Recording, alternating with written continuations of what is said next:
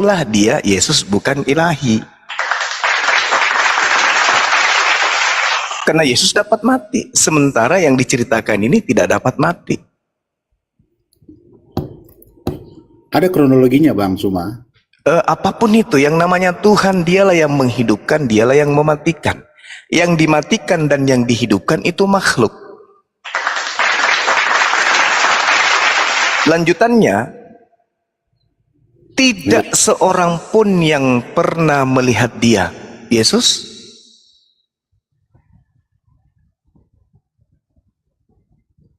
Kelihatan. Itu dia. Makanya saya bilang, Yesus ini harus selalu merujuk ke perjanjian lama ketika berbicara mengenai Tuhan. Jadi kalau Yesus berbicara mengenai konsep pencipta langit dan bumi, hakikat tertinggi di antara semua yang ada, maka Yesus merujuk kepada perjanjian lama. Kalau Kristen, beda. Kristen ketika berbicara mengenai Tuhan atau dewa mereka, salam satu Tuhan.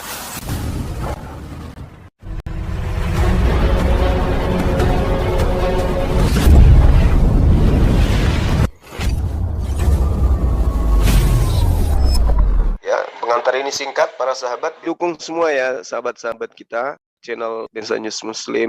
Di like, di subscribe, di share sebanyak mungkin. Untuk supaya mencegah sahabat-sahabat kita di luar sana tidak terpengaruh terhadap pemurtadan.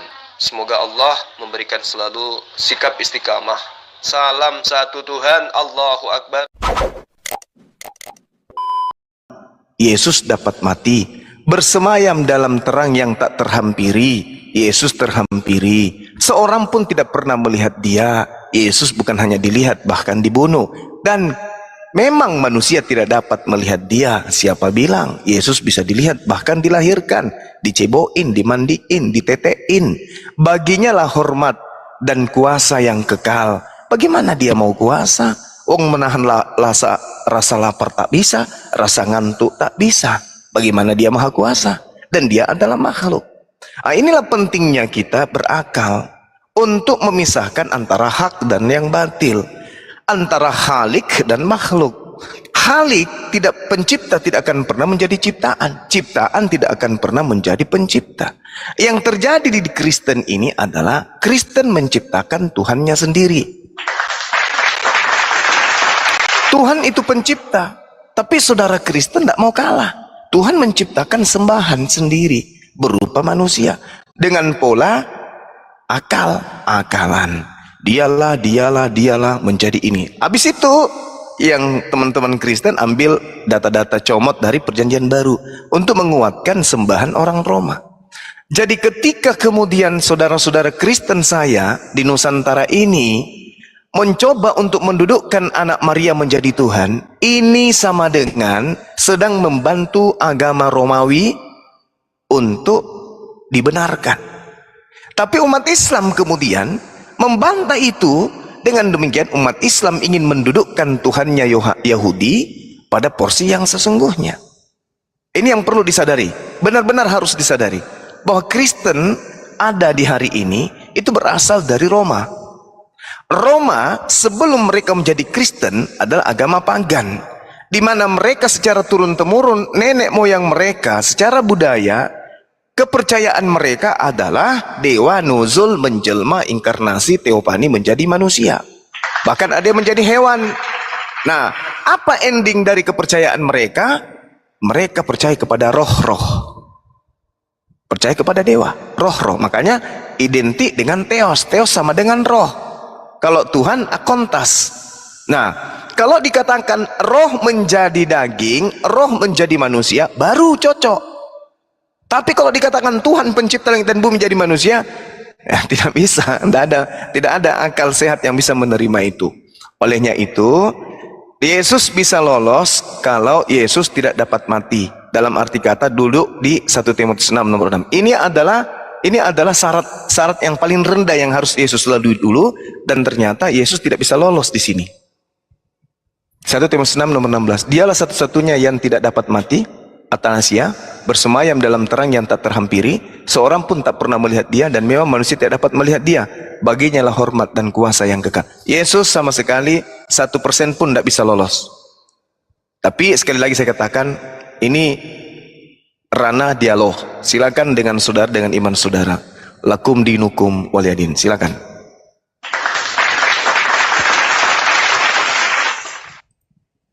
Waliyadin ya. Oke, Iya. baik.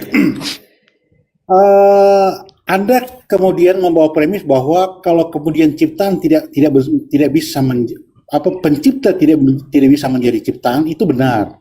Dan saya akan mencoba membawa berangkat dari hal itu, dari narasi itu, untuk mencocokkan bahwa kenapa sih Yesus itu diberlakukan seperti itu oleh para muridnya gitu. Kenapa dia dipanggil guru dan Tuhan? Di dalam penjelasannya di Alkitab, Ibrani 2 ayat 9 dikatakan begini, tetapi dia yang untuk waktu yang singkat dibuat sedikit lebih rendah daripada malaikat-malaikat, yaitu Yesus. Kita lihat yang oleh karena penderitaan maut dimahkotai dengan kemuliaan dan hormat supaya oleh kasih karunia Allah ia mengalami maut bagi semua manusia. Ini mengindikasikan bahwa dialah Allah yang adalah roh menjadi manusia. Betul kata Bang Suma tadi, nggak salah. Pencipta nggak boleh jadi ciptaan. Konsekuensinya kalau kemudian saya percaya bahwa saya ditebus oleh ciptaan, mendingan saya tidak jadi orang Kristen aja, jadi ateis aja Bang Suma. Jadi itu konsekuensi yang harus saya terima. Kalau kemudian dalam hal ini konteksnya Allah Yesus itu bukan Tuhan, yang merendahkan diri jadi manusia, itu ya sama aja, saya tidak akan percaya. Tapi kalau dia merendahkan diri jadi manusia untuk menebus sesuai dengan Ibrani 2:9 ini, ya masuk akal Bang.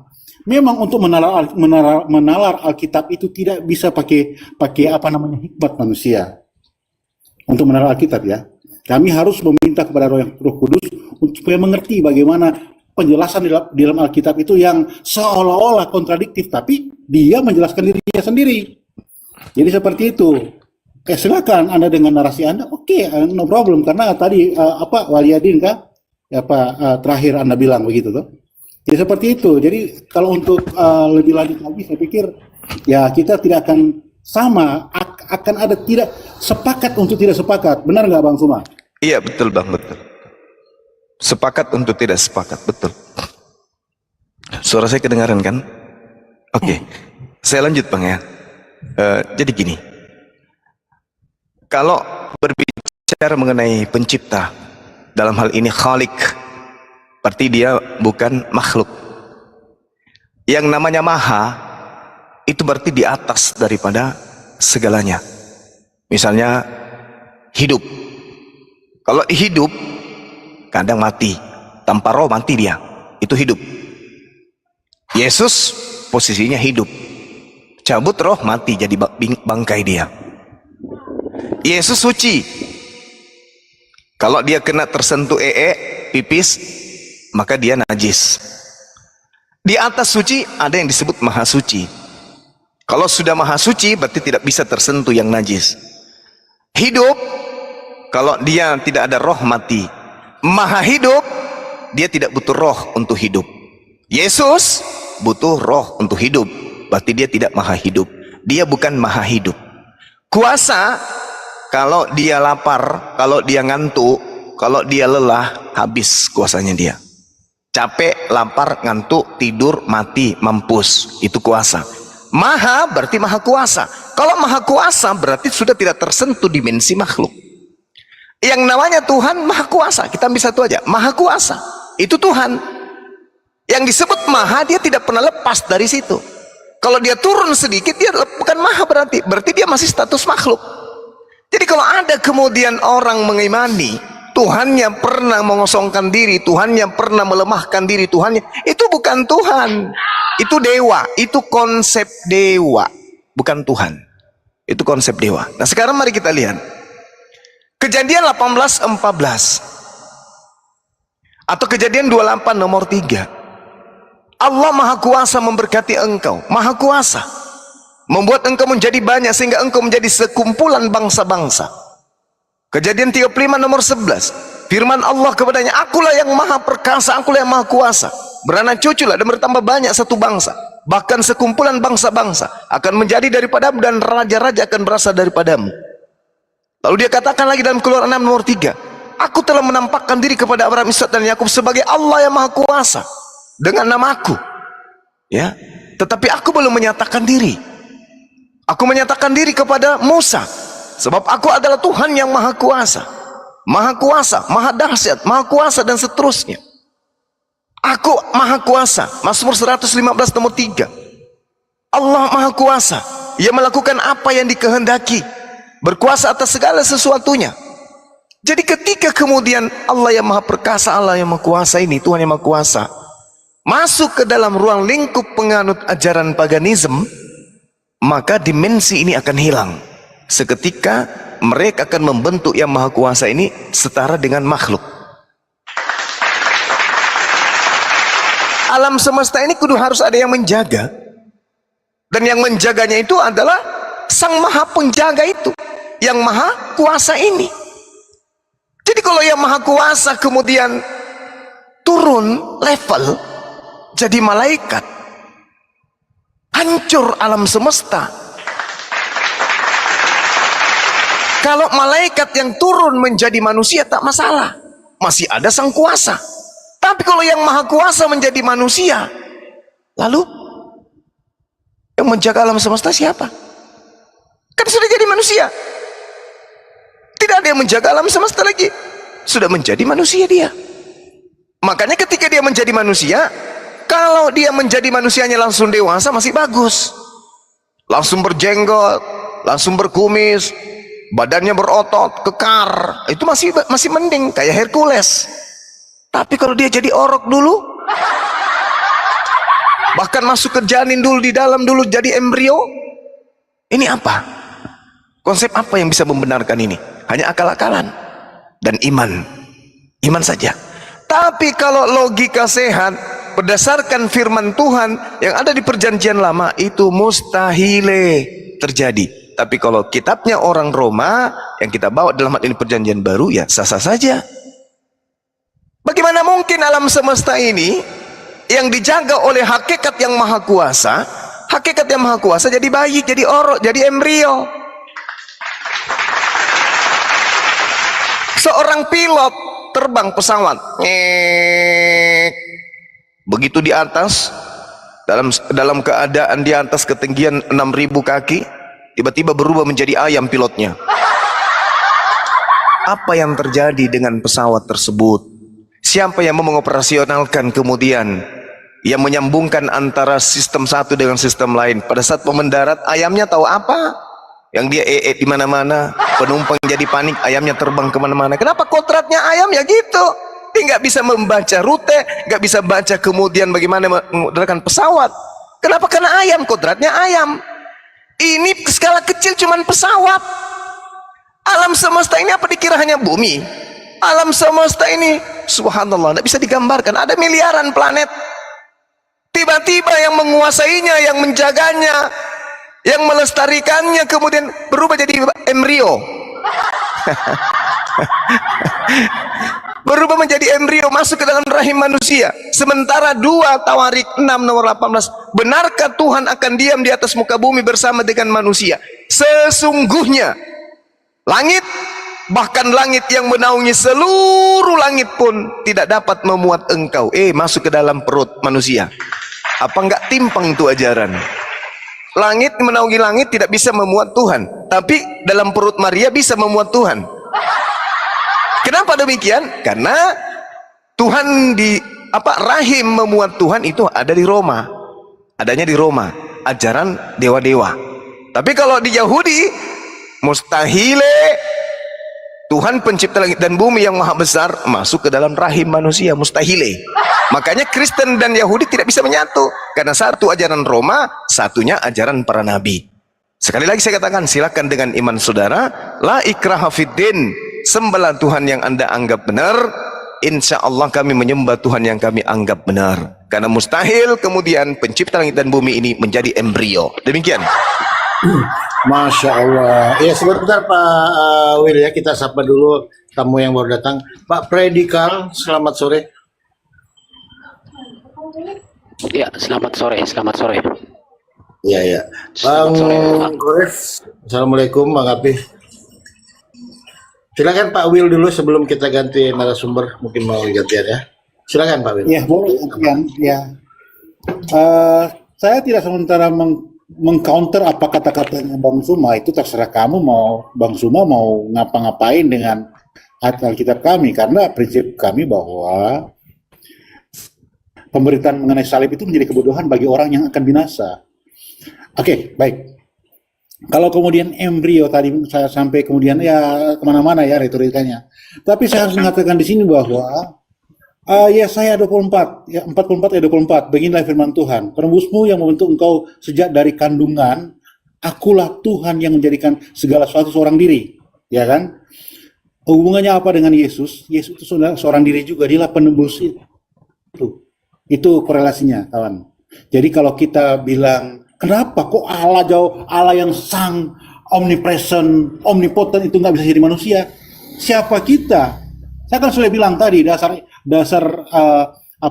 dalil saya adalah Ayub 11 ayat 7. Siapa kita yang mencoba memahami hakikat Allah? Siapa kita?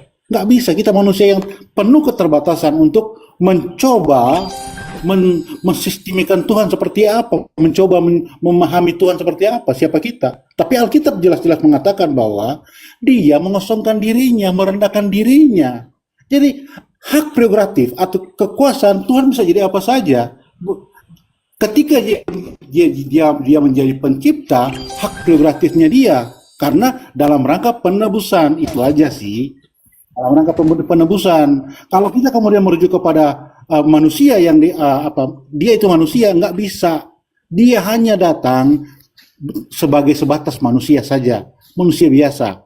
Itu untuk menggenapi janjinya bahwa dia akan menyelamatkan kita sesuai dengan yang saya baca tadi, Yesaya 44 ayat 24. Begitu kawan.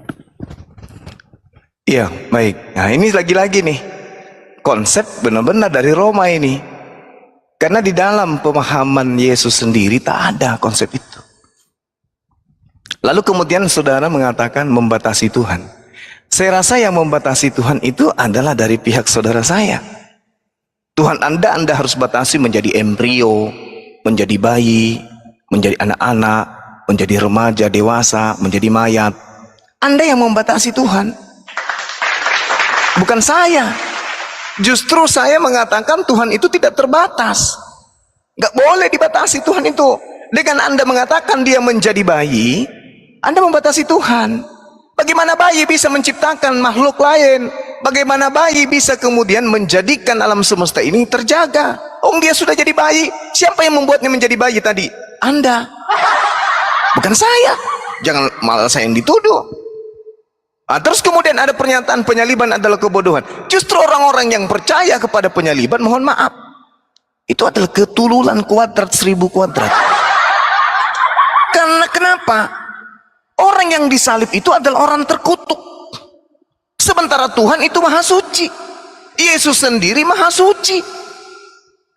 Yesus sendiri adalah hamba yang suci. Diterangkan dalam Kisah Para Rasul 4 nomor 27 sampai 30. Yesus adalah hamba yang suci, kok mati terkutuk?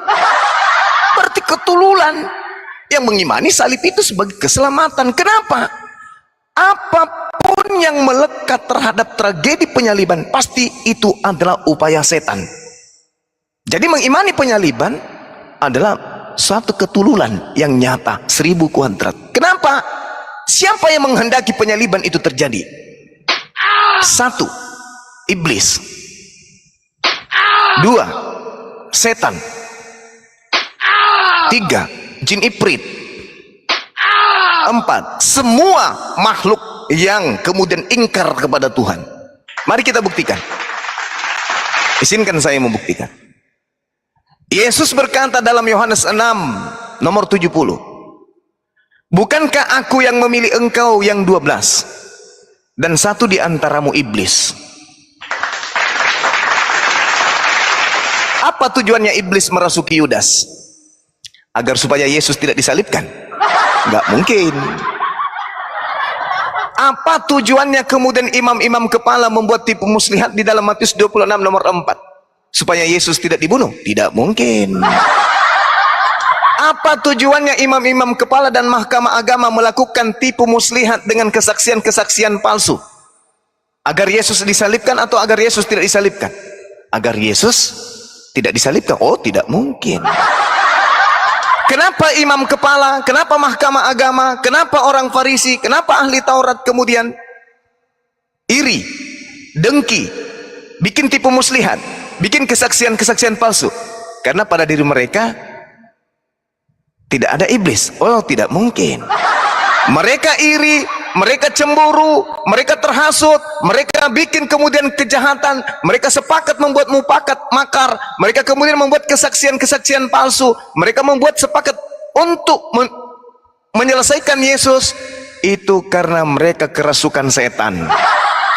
Yudas mengkhianati Yesus karena kerasukan setan. Apa tujuan setan merasuki Yesus? Apa tujuan setan merasuki imam kepala mahkamah agama, orang Farisi dan ahli Taurat? Untuk membunuh Yesus. Bagaimana caranya membunuh Yesus? Disalibkan. Apa tujuannya Yesus disalibkan? Untuk mengaminkan, memuluskan keinginan siapa? Iblis atau Tuhan? Siapa yang menginginkan kemudian penyaliban? Tuhan atau iblis? Iblis. Jadi kalau Anda mengatakan penyaliban itu adalah suatu kebodohan, memang kebodohan bagi yang mengimaninya. Kenapa? Satu, camkan baik-baik. Yesus berkata di dalam Matius 12, angkatan jahat ini minta satu tanda, dan tidak akan diberikan satu tanda pun kecuali tanda Yunus. Sebab 3 hari 3 malam Yunus di perut ikan, demikian juga anak manusia 3 hari 3 malam di perut bumi. Ini tanda apa? Tanda jahat, angkatan jahat. Lalu bagaimana caranya dia masuk ke dalam perut bumi? Diawali dengan penyaliban. Jadi penyaliban ini adalah tanda untuk angkatan jahat. Siapa yang mengimani itu? Kristen. Berarti Kristen ini adalah angkatan jahat. Sederhana kok itu, Pak. Sederhana itu, Pak. Kalau polanya akal, bukan iman. Jadi 10 detik terakhir saya katakan, mustahil pencipta langit dan bumi ini bisa dibatasi oleh orang Kristen. Kalaupun orang Kristen berkongko-kongko dengan semua makhluk di atas muka bumi ini, setan, iblis, malaikat, kerubim, atau apapun itu, mereka berkongko-kongko untuk membatasi pencipta langit dan bumi agar menjadi embrio, agar menjadi bayi, itu tidak akan mungkin. Kenapa? Tuhan Maha Kuasa, Maha Kuasa, tidak bisa dibatasi, apalagi mau dianggap menjadi mayat. Demikian, Pak.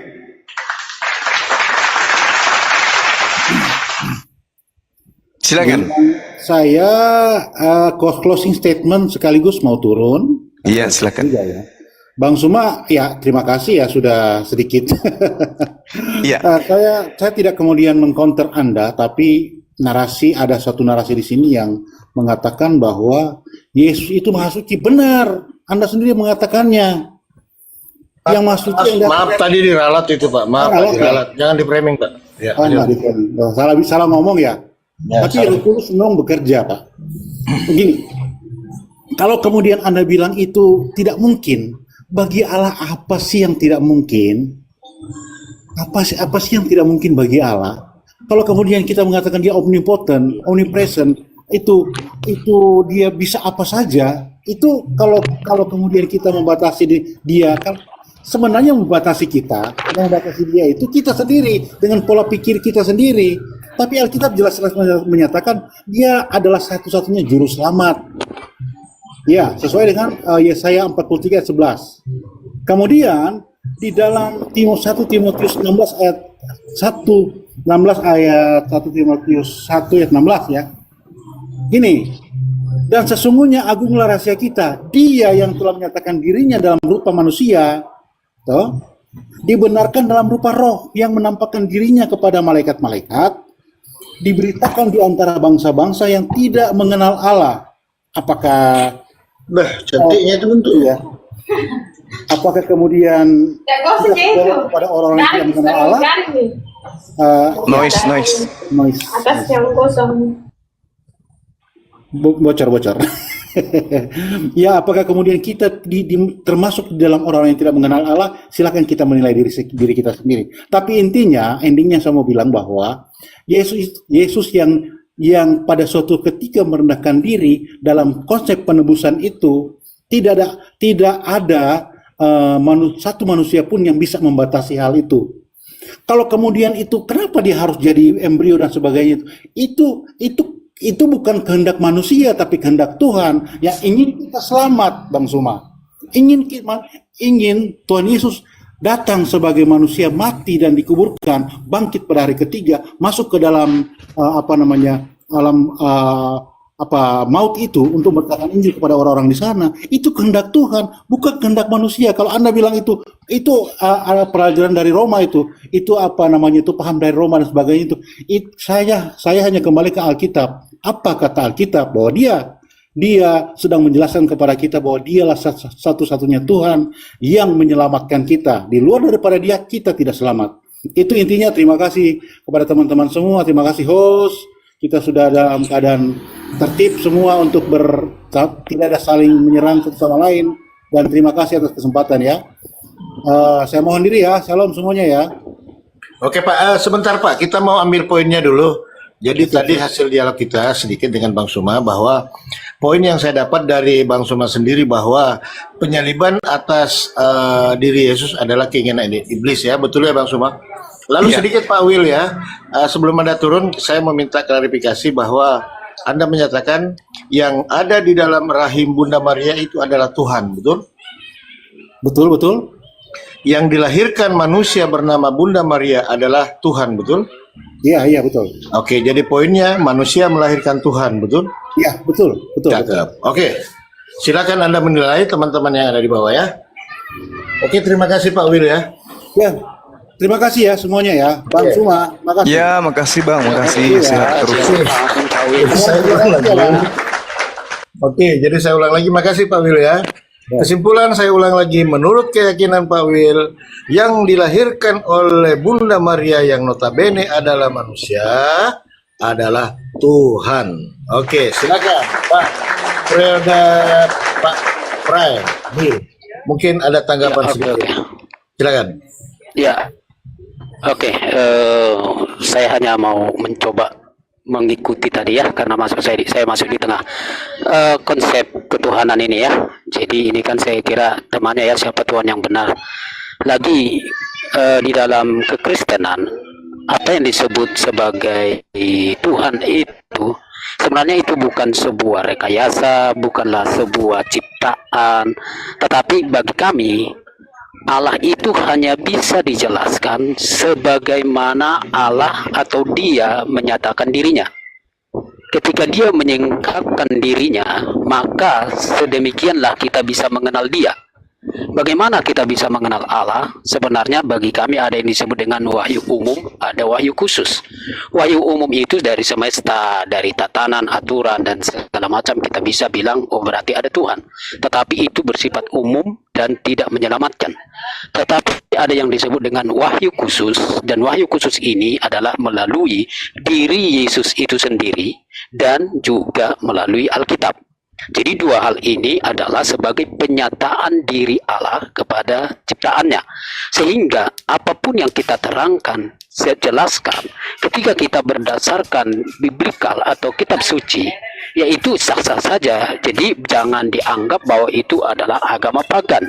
Agama pagan itu kan baru kita sebutkan, mungkin tadi semacam tuduhan-tuduhan dari Roma dan segala macam. Zaman Yesus itu sampai dianggaplah zaman para rasuli, saya kira Roma itu justru menekan kekristenan, tidak memberikan sumbangsi seperti yang mungkin dianggap seperti Katolik Roma. Nah lagi, bagaimana konsep Tuhan? Berarti adalah sebagaimana Alkitab menyatakannya.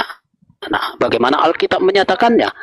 Sekali lagi ada kesenjangan yang harus kita pahami, dan mungkin kalaupun tidak bisa menerima berarti memaklumi atau memahami. Demikianlah pemahaman Kristen. Apa itu? Bahwa kekristenan sekali lagi agak berbeda pemahamannya dengan apa yang disebut dengan monoteisme, baik itu Muslim maupun Yahudi. Monoteisme Muslim dan Yahudi dengan kami berbeda. Apakah Kristen kami atau kami monoteisme? Yes, kami monoteisme.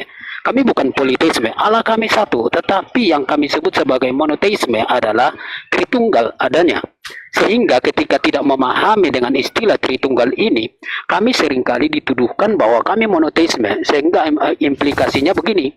Kalau Allah itu sudah datang jadi bayi, jadi orok dalam kandungan, berarti seolah-olah surga itu sedang kosong, atau tatanan dunia ini sedang liar, sehingga akan amburadul karena kekosongan di surga atau kerendahan Allah yang menjadi manusia itu membuat ketakberdayaannya untuk mengatur, menjaga, memelihara semesta. Saya kira itu pemahaman yang salah. Jadi kami harus tegaskan bahwa Allahnya orang Kristen adalah Esa, tetapi dalam keesaannya adalah Tritunggal adanya. Saya kira itu, supaya nanti jangan dibawa narasi-narasi, oh ketika dia bayi kemudian berarti surga kosong. Itu pertama. Kedua, mungkin tadi kalau misalnya teman saya yang pertama mengatakan bahwa yang dikandung itu adalah Tuhan, yang dilahirkan itu adalah Tuhan. Saya kira pemahaman itu saya pikir berbahaya. Ya, saya kira berbahaya. Tetapi kalau kita menyebutnya yang dikandung itu siapa? Itu adalah Yesus. Yang dikandung adalah Yesus, yang dilahirkan itu siapa? Yesus. Kemudian yang berjalan-jalan dan yang hidup di zaman itu siapa itu? Yesus. Gitu kan? Kemudian yang lapar itu siapa? Yesus. Yang menangis itu siapa? Yesus. Kenapa saya mengatakan dengan objek Yesus? Supaya kita memahami siapa Yesus. Yesus itu adalah Sang Logos. Logos itu apa? Jadi Logos itu jelas bahwa Yohanes pasal yang pertama, ayat pertama, keberadaannya di pra eksistensinya sebagai insan, sebagai manusia sudah dijelaskan. Dia adalah Allah. Jadi Allah ya, Allah itu dia yang disebut sebagai Allah, bereksistensi Allah, pasti dia tidak akan pernah mati, tetapi juga dia tidak akan pernah disebut tidak ada di dalam eksistensinya sebagai Allah. Jika dia pernah tidak menjadi Allah, itu bukan Allah. Tetapi kalau kita mau memahami konsep Logos, dia adalah Allah di kekekalan, di batas waktu yang tidak ada di belakang, sampai di titik-titik saat kapanpun, dan termasuk dalam masa inkarnasi Kristus, dia adalah Allah, dan sampai di kekekalan nanti dia adalah Allah.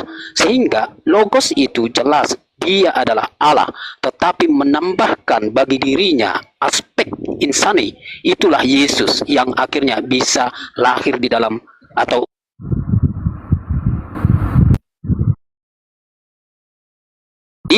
harus memahaminya Logos dengan konsep dia adalah Allah yang sempurna, tetapi dia juga memiliki sifat insani yang sempurna. Itu dulu dari saya. Makasih. Baik Pak. Poinnya didapat. Jadi sebelum ditanggapi Bang Suma, ada yang baru saya dapat ini, istilah wahyu apa tadi? Wahyu khusus dengan wahyu umum, ya. Setahu saya biasanya ada WC umum, kok ini ada wahyu umum lagi. Silakan Bang Suma, lanjut. Iya. Jadi saudara sedang mempermainkan dua peran dalam satu tubuh Anda, satu pribadi Anda. Berperan sebagai paganism dan berpegang sebagai manusia sehat. Bagus. Ketika Anda mengatakan Logos sama dengan Allah, Allah di sini maksudnya Theos ya, bukan kepada Allah. Theos ini roh. Logos adalah roh, roh adalah logos. Logos adalah roh, roh adalah logos. Yohanes 4 nomor 24. Theos itu adalah roh, berarti logos ini adalah roh. Theos ini adalah roh, roh ini adalah logos. Logos sama dengan Theos, Theos sama dengan logos. Roh telah menjadi daging, bukan menambahkan. Jadi jangan Anda yang menambahkan. Tidak menambahkan, tetapi yang tadinya roh menjadikan dirinya berubah wujud menjadi daging. Pada mulanya adalah logos, logos itu bersama-sama dengan roh, roh itu adalah logos, logos itu adalah roh, roh itu adalah logos itu sendiri. Nah, si roh menjadi daging, jadilah Yesus. Inilah Tuhan Anda nih. Apakah ini bisa disifati ajaran tauhid? Tidak bisa. Disifati ajaran para nabi? Tak bisa juga. Bagaimana dengan ajaran Yesus? Aku datang bukan atas kehendakku sendiri. Nah, berarti kena dong. Kalau Yesus itu bukan Theos. Yesus itu ciptaan. Kenapa dia ciptaan? Karena dia ada bukan dari kehendaknya sendiri. Bang Suma ada bukan dari kehendak Bang Suma sendiri. Saudara Predi ada bukan karena kehendak Bang Predi ada. Segala sesuatu yang diciptakan bukan atas kehendak dia ada. Yesus pun demikian. Aku datang bukan atas kehendakku. Artinya Yesus ciptaan. Ini baru logika sehat. Kalau yang tadi itu paganisme. Tuhan, siapa yang makan? Yesus. Siapa yang minum? Yesus. Siapa yang tidur? Yesus. Siapa yang siapa yang mati? Yesus. Lah memang Yesus namanya Yesus, tapi dia manusia, hakikatnya manusia, makanya dia demikian. Tuhan tidak bisa seperti itu, kecuali agama pagan yang konsepnya penganut ajaran dewa-dewa. Dewanya menjadi binatang boleh, dewanya menjadi manusia boleh, dewa menjadi dewa perempuan boleh, binatang boleh. Itu di dalam ajaran paganisme. Tapi ajarannya Yesus jelas. Yohanes 8:42, aku datang bukan atas kehendakku sendiri. Kamu pergi atas kehendakmu sendiri.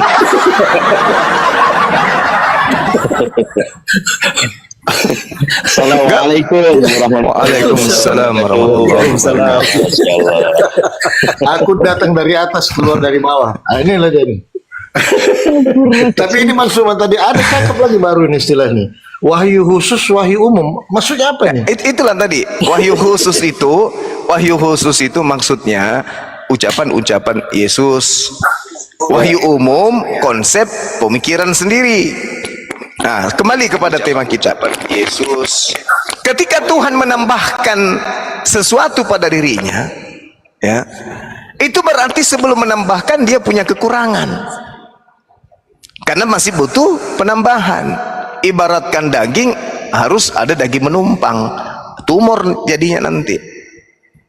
Jadi ketika saudara mengatakan bahwa Yesus itu adalah Allah, adalah Theos, adalah Logos, dan Anda mengatakan Tuhan Anda itu satu, yang adalah roh. Ingat, roh tadi sudah berubah menjadi daging. Sekarang ketika Tuhan Anda yang adalah roh menjadi daging, pertanyaan saya, siapa yang meniupkan roh ini, daging ini, roh, supaya dia hidup? Silakan.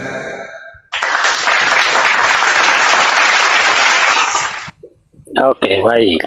Ya, lagi bahwa apa yang dinyatakan oleh Bang Zuma adalah sebagai pemaksaan narasi, tapi jelasnya bahwa pemahaman Kristen Ortodoks, artinya pemahaman Kristen Ortodoks itu yang sudah dipahami dari mereka-mereka yang menyaksikan Yesus.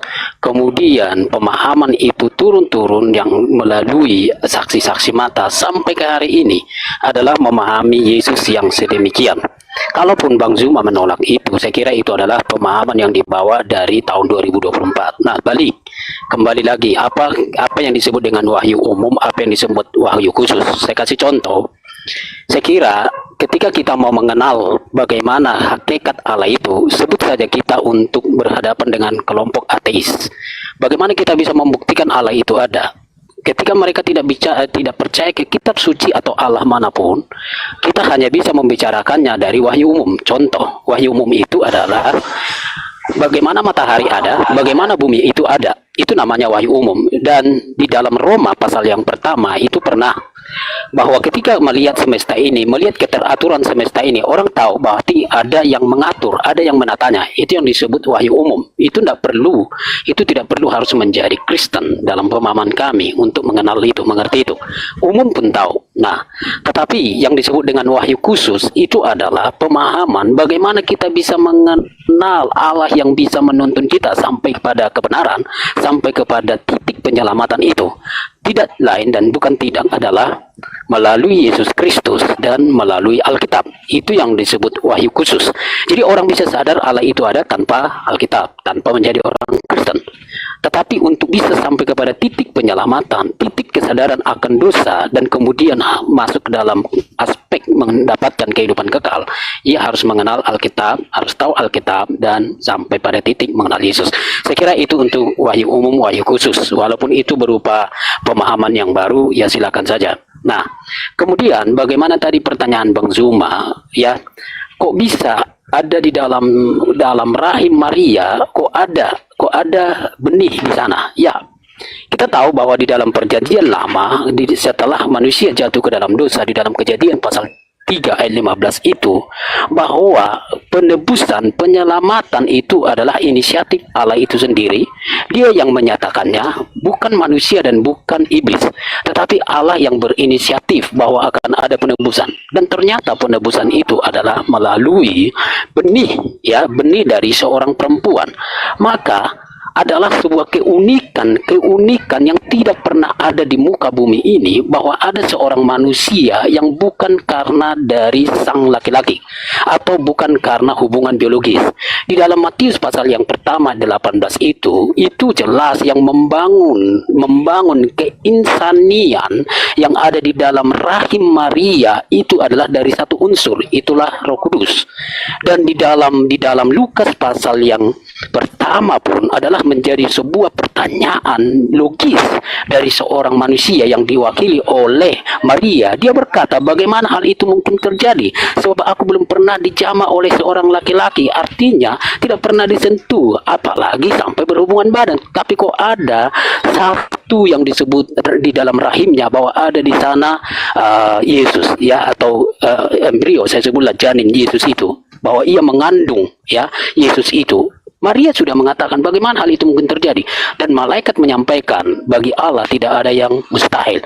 Jadi ada satu yang terjadi di dalam diri Yesus sebagai hal yang unik, bukan dari pertemuan antara sperma dan sel telur, tetapi murni itu adalah dari Roh Kudus. Nah, itu adalah pribadi kedua dari Tritunggal, itulah Yesus itu. Kenapa harus menjadi demikian? Kenapa tidak mendadak jadi Hercules, jadi perkasa, jadi mungkin yang bisa dikatakan seperti tokoh-tokoh legenda mitos mitologi Yunani? Bisa saja. Tetapi kenapa tidak mengambil jalan itu? Sebab Yesus mau menyatakan bahwa dia harus sama, ya, bahwa Allah, ya, Allah pribadi kedua dari Tritunggal itu untuk menjadi penyelamat, dia harus sama dengan yang diselamatkan. Kenapa? Sebab konsekuensi dosa yang dialami oleh manusia adalah bahwa manusia harus mati, maka hukuman itu harus jatuh kepada manusia. Nah, itu sebabnya di dalam Mazmur pasal 49 ayat yang ke-9 dan 10 itu tidak bisa seorang manusia pun untuk menyelamatkan dirinya, sebab terlalu besar, terlalu berat konsekuensi dan tuntutan dari dosa itu. Maka yang harus hadir adalah Allah sendiri, dan harus mengambil rupa manusia yang akan ditebus itu. Dia menjadi manusia, dan untuk menunjukkan bahwa dia adalah manusia yang sama dengan kita, mengalami segala sesuatu kecuali dalam hal dosa itu, maka dia harus lahir mulai dari embrio, embrio, janin, kemudian sampai ke bayi, lahir bayi, kemudian sampai besar dan mati. Jadi itu adalah proses alamiah yang harus dialami Yesus sebagai pribadi kedua dari Tritunggal.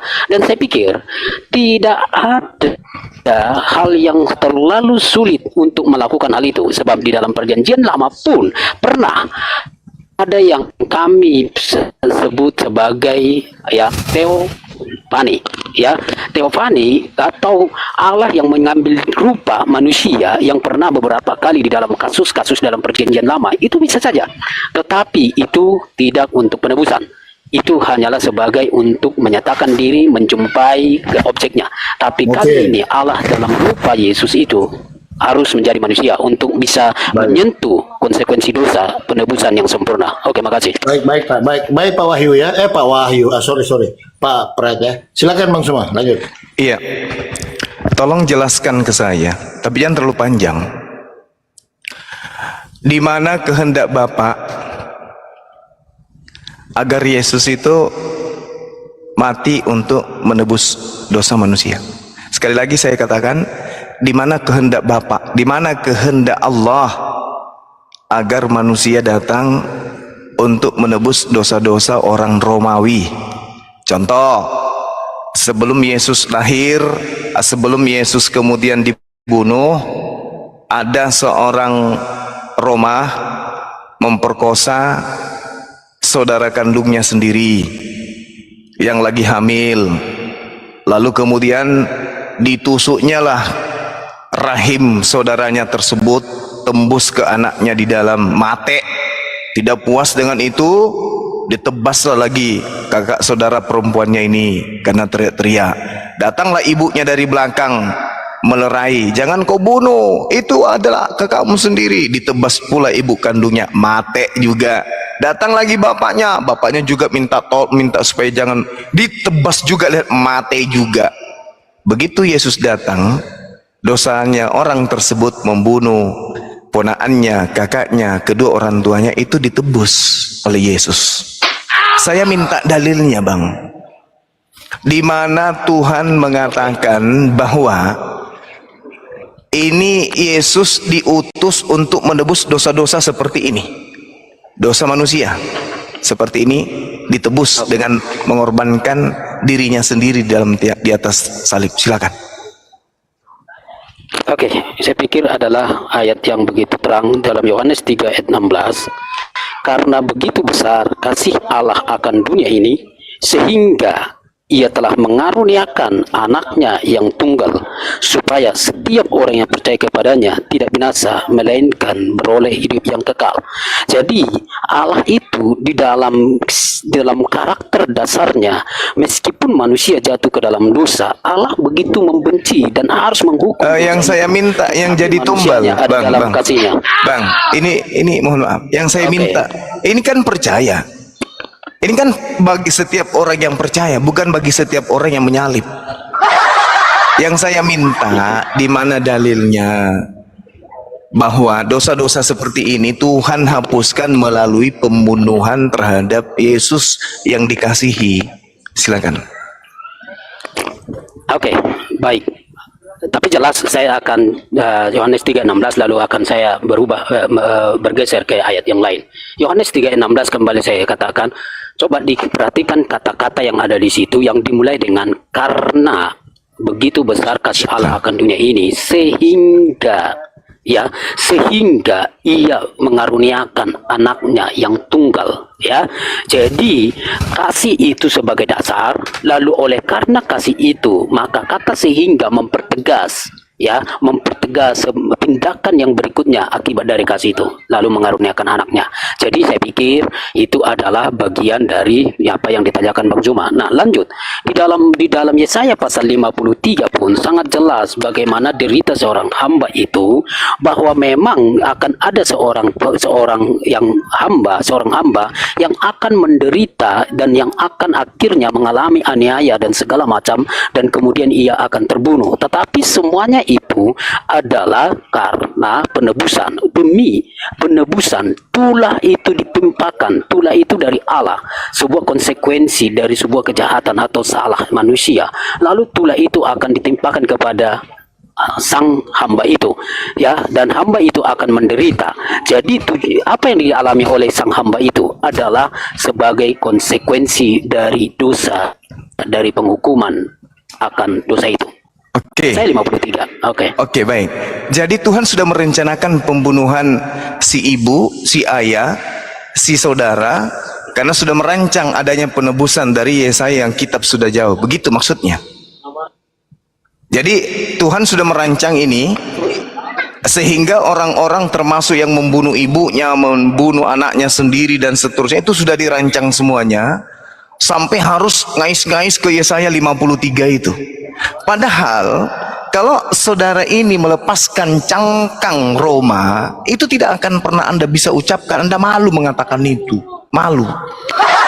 Kita lihat Yohanes 3 nomor 16. Karena begitu besar kasih Tuhan akan dunia ini, sehingga ia mengeruniakan hambanya yang tunggal, supaya setiap orang yang percaya kepadanya tidak binasa. Percaya. Bagaimana poin percayanya? Di dalam Matius 17 nomor 5, inilah anak yang kukasihi, kepadanya lah aku berkenan, dengarkanlah dia. Berarti Yesus yang harus didengarkan, bukan Anda. Yesus di dalam Matius 19 ketika ditanya, "Guru, bagaimana caranya saya bisa masuk surga?" Yesus mengatakan, "Jangan kau membunuh." Lah tadi seorang anak membunuh saudaranya, membunuh kedua orang tuanya, bahkan membunuh janin. Ini apa polanya yang bisa menyelamatkan dia? Tiba-tiba, oh Yesus harus mati di atas tiang salib. Percaya dia. Apa hubungannya? Bahkan kalau kita lihat Matius 17 nomor 5, inilah anak yang kukasihi, kepadanya lah aku berkenan, dengarkanlah dia. Nah, anak yang dikasihi, hamba yang dikasihi, menurut perjanjian lama, ini diapain? Dibunuh. Anak yang dikasihi ini harus dibunuh gitu. Anaknya yang dikasihi harus dibunuh. Mana dalilnya? Inilah anakku yang kukasihi, aku bunuh demi dosa-dosa kalian. Mana? Yang kita cari itu. Kenapa? Karena satu, Keluaran 23 nomor 7, jangan kau membunuh orang yang benar, jangan kau membunuh orang yang tidak bersalah. Nah sekarang anak tadi membunuh orang tuanya, orang benar tapi dibunuh. Yesus orang benar, Yesus orang dikasihi, dibunuh juga. Jadi konsep pembenarannya mana? Dosa waris itu mana? Bahwa dosa-dosa orang Kristen, orang Roma ini ditebus dengan membunuh orang di atas tiang salib, itu konsepnya dari mana? Ini yang kita minta. Anda masuk ke Yesaya 53. Di situ tidak ada orang Roma di situ, Bang. Yesaya 53 itu bercerita tentang orang Yahudi, Israel, penderitaan mereka ketika mereka di masa pembuangan. Kita di situ bukan orang Kristen, kita di situ Bani Yakob. Jangan diambil-ambil datanya orang. Yang kita minta sekarang ini yang tegas bahwa Tuhannya Kristen datang ke dunia menjadi bayi untuk menebus dosa orang Kristen. Apa pola yang orang Kristen bisa jadikan sebagai acuan? Mana dalilnya? Kenapa? Karena di ajaran Yesus, Imamat 1 nomor 2 sampaikan kepada orang Israel, apabila mereka ingin mempersembahkan korban tebusan kepada Elohim, hendaklah mereka mempersembahkan hewan ternak dari domba, kambing, sapi, lembu. Mana manusia? Sedangkan yang mempersembahkan manusia itu hanya dewa Molok. Nah sekarang tolong, sekali lagi saya pertanyakan, sekali lagi, tolong tunjukkan di mana kehendak Bapa membunuh orang yang suci demi untuk menghapuskan dosa-dosa laknatullah yang membunuh ibu dan bapaknya tadi. Silakan.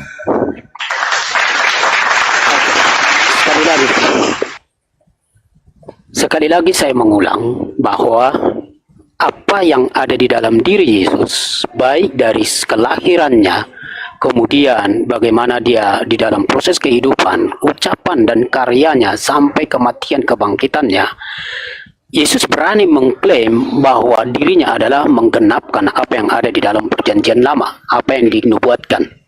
Artinya begini, sekali lagi, mungkin saya pesankan, jangan menganggap bahwa Kristen masuk ke dalam kitab perjanjian lama adalah sebagai mencuri kitab, memaksakan. Tidak. Baik pengajaran Yesus sendiri maupun para rasul dan semua penulis-penulis perjanjian baru maksud saya, bahwa mereka selalu melihat bahwa apa yang dinyatakan di dalam perjanjian lama, mereka kutip. Mereka lihat itu sebagai sebuah nubuat dan kemudian penggenapannya ada dalam diri Yesus. Artinya benar, poin saya bahwa perjanjian baru termasuk gereja adalah sebagai yang termasuk memiliki mewarisi dan memegang kitab perjanjian lama. Sehingga ketika sebut tadi Yesaya pasal 53 itu orang Yahudi. Yes, itu disampaikan oleh jauh yang disebutkan. Mohon diperhatikan, ketika memahami Alkitab harus diperhatikan kitab itu ditulis kepada siapa, untuk siapa. Nah, mungkin itu hal yang baru lagi ketika memahami kata kepada dan untuk. Nah, bagi kami sekali lagi saya jelaskan soal kitab suci. Kitab suci itu ditulis di zaman mereka oleh mereka untuk kepentingan mereka. Sekali lagi kepada mereka. Tetapi kitab suci itu karena memang dirancang atau diilhami oleh Allah atau Roh Kudus, itu juga untuk Kristen. Jadi Yesaya pasal 53 itu adalah kepada orang Yahudi, tetapi pada akhirnya itu adalah untuk gereja, untuk orang-orang percaya, dan itulah yang digenapi oleh Yesus. Saya kira bukanlah sebuah pemaksaan sekali lagi bahwa apabila Yesus itu mati menderita padahal bukan karena dosanya, sampai di pengadilan pun dia tidak terbukti dia bersalah, dia berdosa, kecuali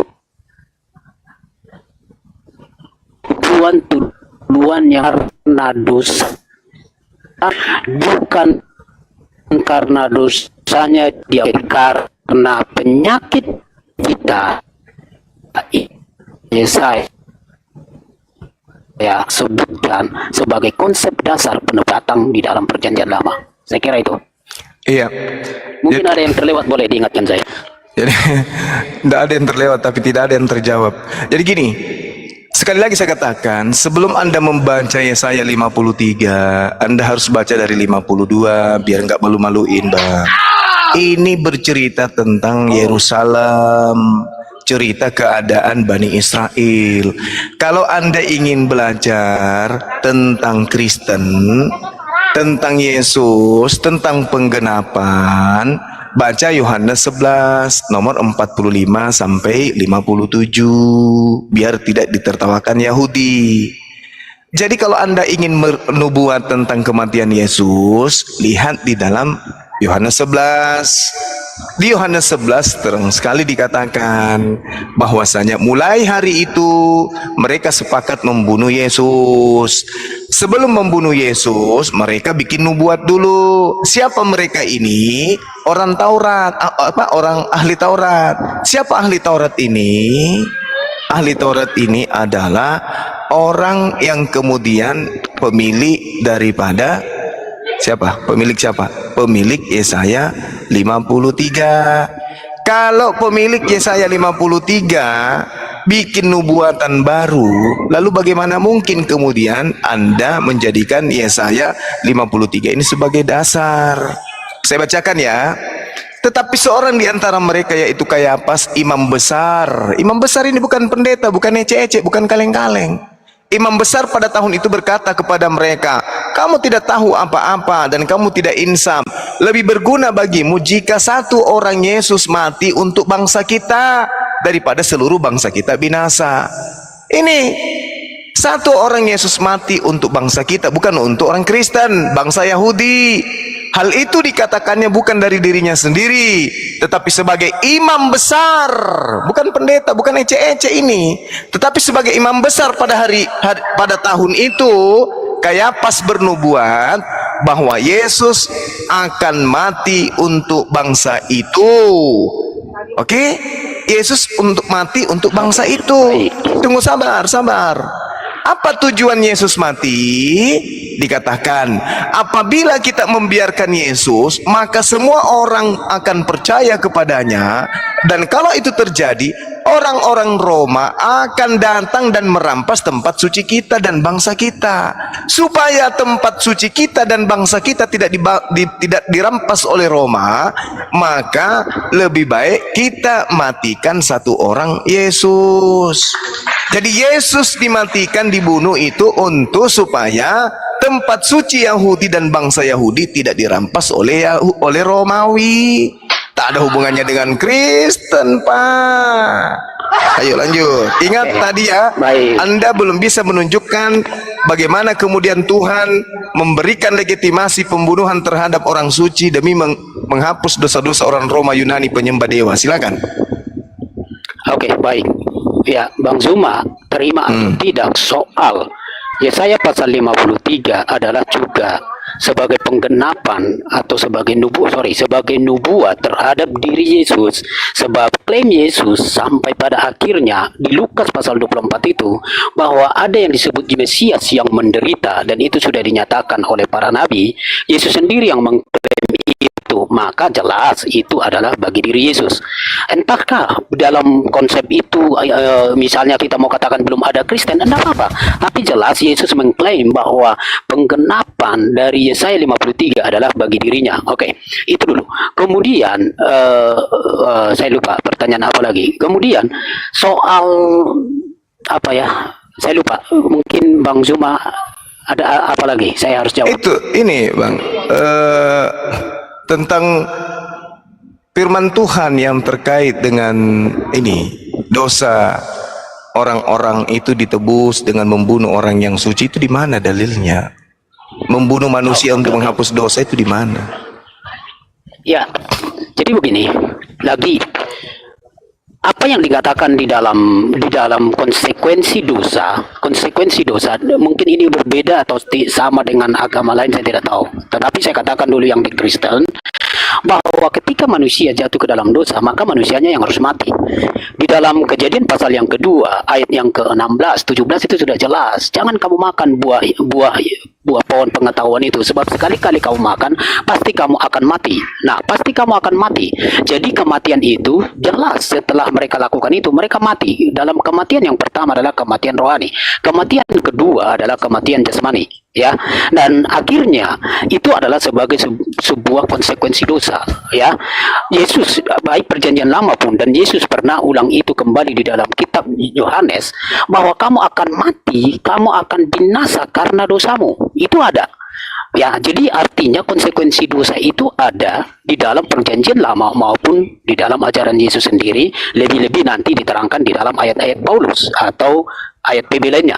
Nah, jadi kematian sebagai konsekuensi dosa adalah sesuatu yang pasti, dan ternyata Allah begitu mengasihi manusia, maka yang harus menjadi penebus harus sama dengan yang ditebusnya. Bisa saja Allah menggantikan dengan cara yang lain, tetapi kan tidak memadai. Kata yang dipakai di dalam Mazmur pasal 49 itu tidak ada yang memadai, terlalu tinggi tuntutannya. Maka yang harus ada adalah manusia yang sempurna, sebab di satu sisi kematian itu adalah sebagai konsekuensi dosa, tetapi di sisi yang lain itu harus menjadi penebus, mengganti. Ya, jadi yang ditebus itu adalah orang berdosa, dan tebusannya haruslah orang suci. Dalilnya mana, Pak? Dalil Mana, Pak? Loh, tadi Anda bernarasi panjang lebar, ini Abang pikir kami anak SD, anak TK gitu. Kami minta dalil, kami senyum-senyum, Abang cerita ke sana kemari, kami senyum. Yang kami tunggu dalil. Ingat, Oke, kan tadi sabar, tunggu. Sudah 2000 tahun tentang penyaliban itu terjadi. Tak ada satupun orang Yahudi yang menjual ajaran itu kemana-mana. Yang mengajarkan tentang nebus dosa pakai darah manusia itu hanya orang Barat yang datang ke Nusantara. Sadari itu, Belanda, Portugis, Jerman yang datang ke Indonesia ngajarin itu terimanya dari Roma. Yang kita minta ini dalil. Kalau orang Yahudi nggak mungkin. Sekarang dalil yang kita butuh, bahwa pencipta langit dan bumi menghapuskan dosa manusia dengan mempersembahkan darah manusia di atas tiang salib sebagai korban. Dalilnya yang kita butuh. Silakan. Oke, baik. Saya kira begini, sampai kapanpun selama orang Yahudi tidak menerima Yesus sebagai Mesias, mereka tidak akan pernah percaya dan menerima itu. Tetapi begini, bahwa kekristenan dan termasuk saya pakai ya, termasuk kita, saya kira kita punya kesamaan, Bang Zuma. Kristen dan Muslim punya kesamaan. Siapa Yesus itu? Bahwa dia adalah Mesias. Ya, bahwa dia adalah Mesias. Entah nanti bagaimana karya kemesiasan Yesus dan efek dari situ kita berbeda. Tetapi soal kemesiasan Yesus begini, bisa menerima itu dan kan kenapa menerima yang menerima Bapak, kami butuh dalil. ya enggak, Pak, dalil, Pak, dalil. tapi soal Yesus Dalil, Pak. Pak, dalil, Pak, dalil. Pak, kami butuh dalil, Pak. yang mana di dalam Loh, kan dalilnya gini loh, Pak. Contoh nih, contoh. Tak kasih dalil. Imamat 1 Iya, nomor iya. 2. Tunggu, saya kasih dalil. Berbicaralah kepada orang Israel. Katakanlah kepada mereka, apabila seseorang di antara mereka hendak mempersembahkan persembahan kepada Tuhan Elohim, haruslah persembahannya itu yang kamu persembahkan dari ternak hewan, domba, kambing, sapi, lembu. Nah, kami minta mana dalilnya? Katakanlah kepada orang Roma Yunani, apabila ingin mereka itu dosa-dosanya dihapuskan, katakan kepada mereka untuk mempersembahkan anak manusia yang suci di atas tiang salib. Itu yang kita butuh dalilnya, Pak. Silakan. Silakan. Oke, baik. Iya. Ya, jelas. Saya mulai dari akarnya di dalam di dalam Kejadian pasal 3:15 bahwa benih perempuan itu dari sana nanti penebusan itu. Ya, kemudian konsep upaya manusia untuk menutupi aurat rasa malu mereka melalui daun-daun akhirnya tidak memadai. Nah, lalu ternyata Kejadian pasal 3 ayat 19-an itu ya, bahwa ternyata itu harus melalui korban, ada kulit binatang ya. Nah, kemudian ini terus mengerucut kepada sistem korban yang akhirnya dilembagakan oleh Musa, baik itu di dalam kitab Keluaran, baik itu di dalam kitab Imamat. Jelas bahwa di sana ada korban. Salah satu yang sangat penting adalah konsep anak domba Paskah. Itu anak domba Paskah sebagai yang mentipologikan sang penebus di depan, bahwa itu harus dikorbankan dan darahnya itu harus dihapuskan ya, ditabur apa namanya itu ya, dihapus kayak dicat ya, harus disulakan di sana di atas tiang pintu sehingga malaikat maut itu lewat. Dan ternyata itulah Paskah yang harus dirayakan oleh Israel. Dan ternyata anak domba Paskah itu disebutkan bagi Yesus baik di dalam Yohanes pasal yang pertama ayat 29-an itu, bahwa ternyata Yesuslah sang anak domba Allah itu. Jadi apa yang dilakoni oleh Yesus sebagai yang menjadi mati korban penebusan itu bukanlah berjalan tanpa nubuat atau sebagai sebuah pengungkapan. Sorry, Pak, sorry. Sekali lagi sorry. Bapak menghabiskan waktu kami. Yang kami minta itu dalil. Loh, kan saya kasih ayat, Bang. Lah, mana dalilnya Tuhan memerintahkan orang Roma mempersembahkan kemudian manusia untuk nebus dosa? Selayaknya Tuhan mempersembahkan kemudian perintah kepada Israel. Berbicara kepada orang Israel, katakan kepada mereka, apabila seorang di antaramu hendak mempersembahkan persembahan kepada Tuhan, haruslah persembahanmu yang kau persembahkan itu dari ternak, yaitu lembu, sapi, kambing, domba. Nah, sementara orang Roma persembahannya adalah manusia. Mana dalilnya? Pembenaran untuk menjadi legitimasi korbannya manusia. Dalilnya mana? Kita butuh dalil. Supaya konsep penebus dosa dengan membunuh manusia itu ada dasarnya. Kenapa? Di Imamat 18:21, janganlah kau persembahkan seorang dari anakmu untuk dipersembahkan kepada dewa Molok, supaya jangan engkau melanggar kekudusan namaku. Akulah Tuhan. Imamat 20 nomor 3, aku sendiri Tuhan akan menentang orang itu dan akan melenyapkan dia dari tengah-tengah bangsanya, karena dia menyerahkan anak manusia kepada dewa Molok. Itu. Nah, sekarang mana dalilnya? Jangan cuman oke bang, jangan cuman baik. Bang. Kami minta dalil bahwa Bang. Tuhannya Bani Israel meminta persembahan darah manusia di atas tiang salib untuk nebus dosanya orang Roma Yunani. Kami butuh dalil. Silakan. Oke, mungkin Bang Zuma tidak susah menangkap yang saya sampaikan ya. Karena tidak ada Tadi dalil. Yang sudah saya bicara. minta dalil. Oke. Saya tidak Dalil mengerti mana? apa yang Anda maksud dalil. Oke, Bang, saya ulang lagi. Firman Tuhannya, kalau anda nggak ngerti dalil, firman Tuhan, acuan perintahnya untuk membunuh Yesus itu mana? Oke Bang, udah. Saya Iya. ulang saja, bukan sesuatu yang baru. Saya sudah sampaikan di Kejadian 3 ayat 5. Tak ada hubungannya. Tadi kupikir ada hubungan. Tak ada hubungannya. Oh, Tak ada hubungannya. jadi gini. Apa? Oke lah. Apa Anda hubungannya boleh itu? bilang, silakan. Oke, sebentar. Ini waktu saya ya. Supaya kita jangan kembali ke hal-hal yang dulu. Kadang-kadang jadi rame. Nah begini Bang. Enggak, Ya. kita enggak mau diperbodoh di sini, Bang. Kita minta dalil loh. Bukan. Kejadian 3:15. Kejadian Di 3:15 situ tidak ada saya- hubungannya. Dengar, Tidak ada hubungannya. ya, aku akan mengadakan Permusuhan engkau. antara engkau di sini siapa? Engkau di sini siapa, Bang? Engkau di sini siapa? Dan perempuan. Perempuan ini siapa? Perempuan ini siapa? Hawa. Hawa.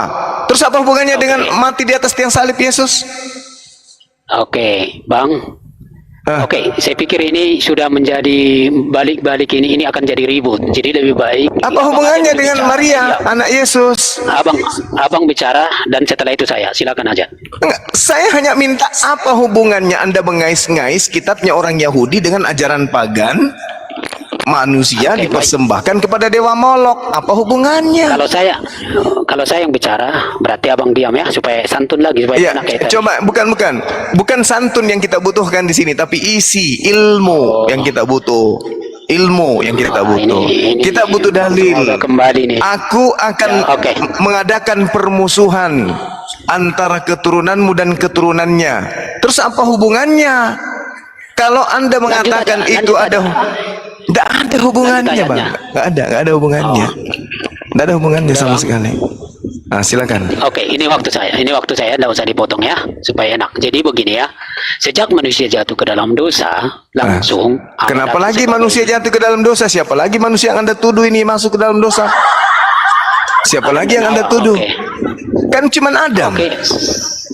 Iya, Adam dan Hawa kan ada di sana, Bang. Iya, tapi kenapa manusia yang Anda sebut Loh, Adam itu manusia atau bukan? manusia, tapi bukan semua manusia. Oh, saya tidak bilang semua manusia, tapi semua Lah, manusia. jangan Anda mengatakan manusia jatuh ke dalam dosa. Oke. Kenapa? Karena Sekarang Adam dosanya diampuni. Baca Kejadian 5 nomor 2. Adam dan Oke, keturunannya diberkati. Jadi jangan asal-asal ngomong. Nanti larinya Udah, Yesus Bang. Adam itu dosa. Akhirnya keturunannya Oke. dosa. Akhirnya dibutuhkan korban dari iblisnya untuk mati di atas tiang salib. Gitu loh, Bang. Oke, Ya. Bang. Gini aja, saya kira diskusi kita ini sudah tidak akan ada dapat. Karena tidak ada dalil. Karena sudah saling potong. Enggak. Bukan, tidak Anda ada bilang dalil. tidak ada Kita dalil. butuh dalil. Mana dalilnya? Anda potong-potong. Saya butuh Bukan tidak dalil. ada dalil, tapi Anda tidak Kalau mau menangkap. Anda tidak ada Tidak mau dalil, menangkap. untuk apa jualan obat di sini? Saya sudah bilang ya saya 53. Yesaya 53 itu bukan untuk, tidak ada hubungannya dengan itu. Yesaya 53 baca dari 52. Di situ hanya bercerita tentang penderitaan Bani Israel pada saat masa pembuangan. Apa hubungannya? Dibantah oleh Yohanes 1.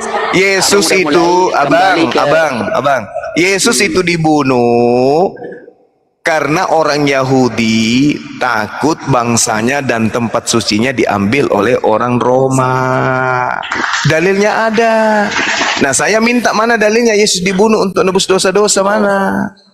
Saya mau tantang Mana? Anda di sini. Di mana Yesus dibunuh karena takut bait sucinya dirobohkan? Di mana ayat? Ini saya bacakan ya. Yohanes Ya, 11. dengarkan. Bukan, itu bukan Bang, bukan.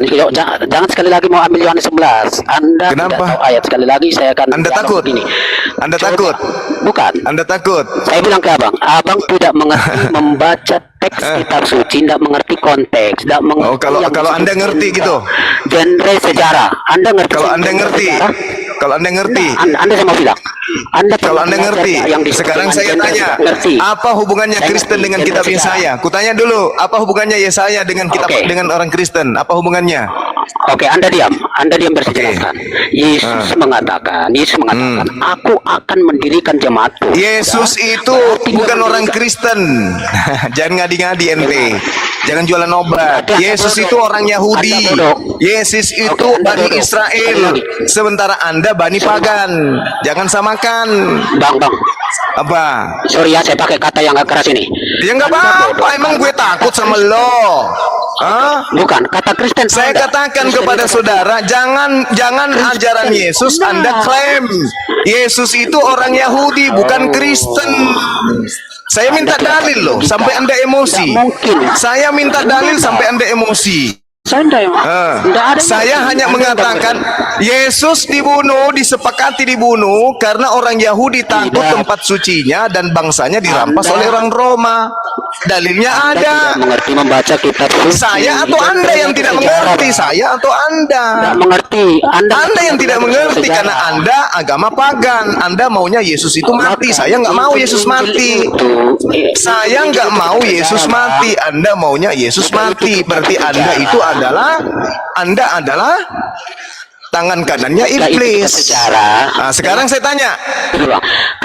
Oke, udah kita tinggalkan itu. Saya tanya dulu sama Anda. Apa tujuannya iblis merasuki Yudas? Jawab. Agar Yesus dibunuh, agar Yesus disalib, atau agar Yesus tidak disalib? Jawab. Jawab. Apa tujuan iblis? Anda tak mengerti. Hei, jangan Anda mengatakan saya tidak mengerti.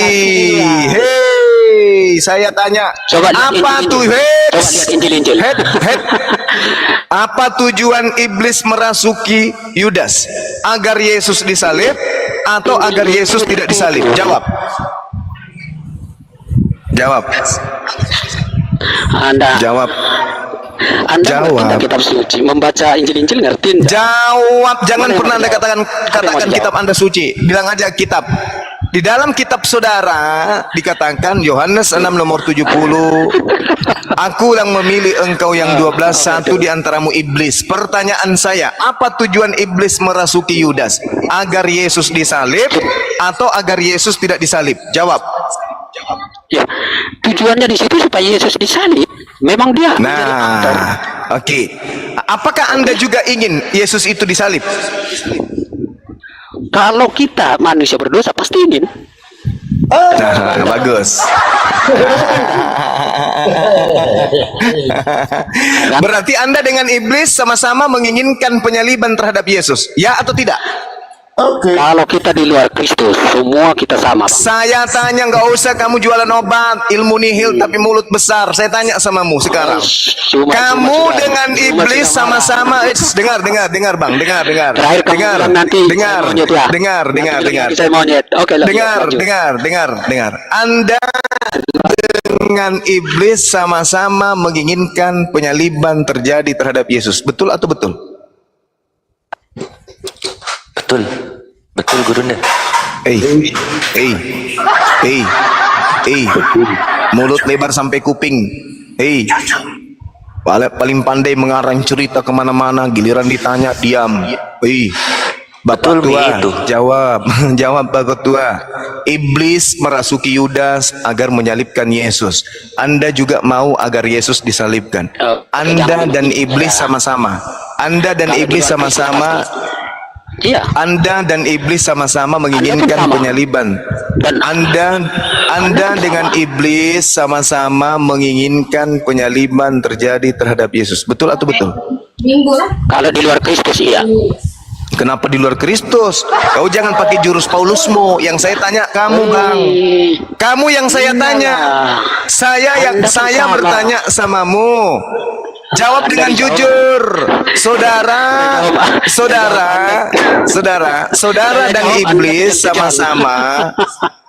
dan iblis sama-sama menginginkan terjadinya penyaliban terhadap Yesus. Betul atau betul? Jawab. Enggak tuh, enggak. Dulu. Ayo. Enggak. Di luar Bukan Kristus si pasti ini si manusia yang satu ini kutanya. Anda mengatakan tadi Yudas, iblis merasuki Yudas karena ingin penyaliban. Sekarang Anda juga ingin penyaliban, bukan? Nah, sekarang apa bedanya Anda dengan iblis? Sama-sama menginginkan penyaliban terjadi terhadap Yesus. Apa bedanya? Itu satu. Itu satu. Tunggu. Itu satu. Oke. Yang kedua, apakah Tuhan pencipta langit dan bumi mau agar Yesus disalibkan? Kalau Anda dan iblis kan mau. Nah, sekarang kita tanya, apakah Tuhan pencipta langit dan bumi mau agar Yesus disalibkan? Udah. Mau atau tidak mau? Oke, mau. Mana dalilnya? Mana dalilnya? Oke, Galatia 3 ayat Galatia 4 ayat 4. Galatia 4 ayat 4. Oke, kita baca. Oke, baca saja. Iya, oke. Yesus takluk kan di situ? Ya, Oke, takluk kepada siapa? baca aja dulu. Kepada Taurat. Baca. Oke. Baca dulu, baca Oke. semua lengkap. Tetapi segenap waktunya maka Allah akan mengutus anak yang lahir dari seorang perempuan dan takluk kepada hukum Taurat. Mana hukum Tauratnya yang memerintahkan membunuh kepada orang yang benar? Tunjukkan. Sudah. Mana? Saya jawab dulu ya, supaya Anda jangan seenaknya lompat. Mana? Anda seenaknya lompat. Takluk kepada hukum Taurat mana? Di sini Tuhan mau menginginkan. Justru kalau Anda berbicara mengenai hukum Taurat, baca Keluaran 23. Jangan membunuh orang yang tidak bersalah. Jangan membunuh orang yang tidak berdosa. Bang Zul Mana? udah kemana-mana. Biar saya jawab dulu pertanyaan. Ini kan Anda takluk tadi. kepada hukum Taurat. Ini takluk kepada hukum Taurat kan? Galatia 4. Kalau dia takluk kepada hukum Taurat, berarti tidak boleh membunuh orang yang tidak bersalah. Ayo. Anda mau, iblis mau Yesus disalib. Dengarkan saya, pertanyaan saya, dengarkan. Anda dan iblis sama-sama mau agar Yesus disalibkan. Tolong tunjukkan dalilnya Tuhan mau agar Yesus disalibkan. Silakan. Jangan kamu pikir ini gereja. Ini ruang kelas apologet. Sudah? Jawab. Dah. Jawab. Mana jawabanmu? Jawab. Kamu dan iblis mau Yesus disalibkan. Nah, mana dalilnya pencipta langit dan bumi dalam hal ini Elohim mau agar Yesus disalibkan? Mana dalilnya? Kau bawa Galatia 4 nomor 4. Justru Tuhan tidak mau Yesus disalibkan di situ. Kabur. Mampus. Mereka turun dari atas, keluar dari bawah. Jadi kita dengarkan kesimpulannya ya teman-teman. Iblis mau agar Yesus disalibkan. Oke. Kemudian orang tadi mau juga agar Yesus disalibkan. Nah, kita minta dalilnya. Mana dalil Tuhan mau agar Yesus disalibkan? Tidak akan ada. Tidak akan pernah ada. Malah kalau berbicara Galatia 4 nomor 4, Yesus takluk kepada hukum Taurat, berarti Yesus harus berlaku sesuai dengan hukum Taurat. Tidak boleh Yesus itu dibunuh. Karena kenapa? Keluaran 23 nomor 7, jangan kau membunuh orang yang tidak bersalah. Jangan kau bunuh orang yang benar. Oke? Takluk kepada hukum Taurat berarti yang harus dibunuh ini adalah Yudas, bukan Yesus. Jadi satu kesalahan si penyesat tadi, dengan dia jujur mengakui bahwa kalau iblis dan dia sepakat untuk membunuh dan menyalib Yesus. Maka Al-Quran benar. Wa kanal kafiru ala rabbihi zahira. Wa ikhwanuhum yamutunahum summa la yuqsirun. Saudara-saudara orang kafir adalah iblis di dalam menyesatkan manusia, dan mereka tidak akan henti-hentinya menyesatkan. Demikian dari saya, silakan dilanjut yang lain. Mantap, guru, mantap. Poinnya mantap tadi sekali Bang Suma. Jadi dia mengakui bahwa yang menginginkan Yesus disalib adalah Yesus, dan yang menginginkan Yesus disalib adalah Kristen. Betul Bang Bukares? Kok yang menginginkan Yesus disalib adalah Yesus? Gimana itu? Yang menginginkan Yesus disalib adalah Kristen. Ah, Betul? benar. Betul, betul, Oke, betul. silakan Bro Admin. Kayak bagaimana nih, Bang Bro Admin? Begini Kenapa? sebenarnya. Kristen kalau ini aku panjangin lagi yang guru udah bilang ya. Kristen kalau hidup di zaman Yesus, apakah akan membantu Yesus menebus dosa dengan cara memudahkan dia untuk dibunuh? Silahkan. Gini loh. Sebenarnya tentang penebusan dosa itu kan belum clear tuh waktu Yesus hidup, itu belum, baru kisi-kisi. Paling kelihatan itu waktu perjamuan kudus saja itu.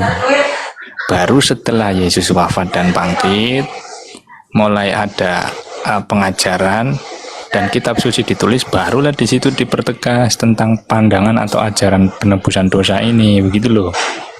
Maksudnya apa tuh? Pada waktu Yesus hidup, kan tadi jenengan bertanya pada waktu Itu Yesus maksudnya hidup, apa? Itu ajaran baru gitu, bid'ah gitu, bidat maksudnya. bukan tentang penebusan dosa. Yesus dinyatakan sebagai penebusan dosa itu belum kentara. Waktu Baru kisi-kisi, bahkan baru kelihatan itu waktu Yesus mengadakan perjamuan kudus, perjamuan akhir ngerti. itu.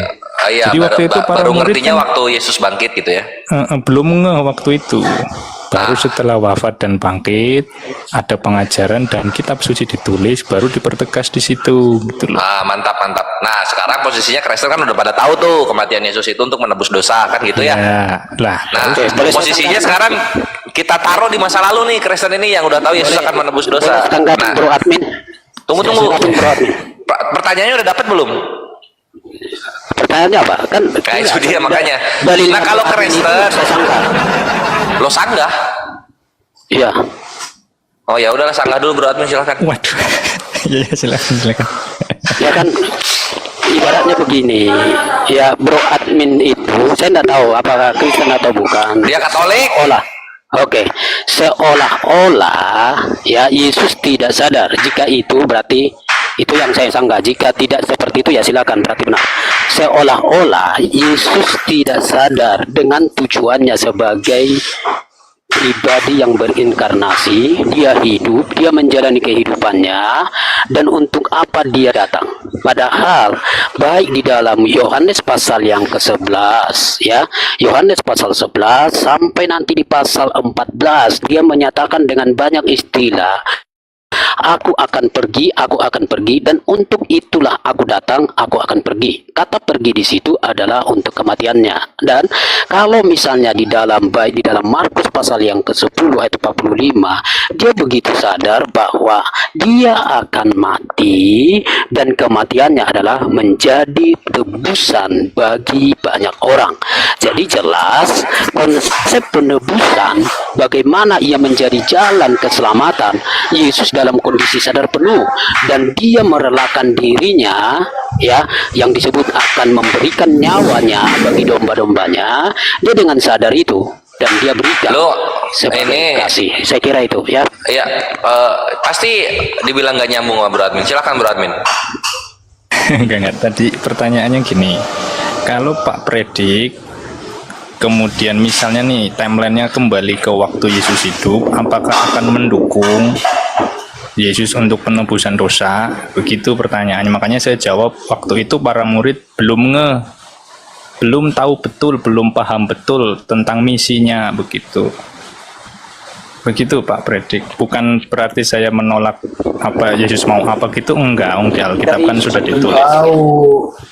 Dia belum tahu Pak Fred, jangan ngadi-ngadi. Oke, thank you Bang. Sorry ya. Sorry. Ya, lanjut. Zaman Kita minta maaf kan. Aku masih di Iya, sini. Dalil, saudara dalil Bung. Aku masih di sini, jangan pikir aku sudah pergi. Kamu dan iblis sepakat menyalib Yesus. Mana kesepakatan Elohim menyalip Yesus? Mana dalilnya? Ayo.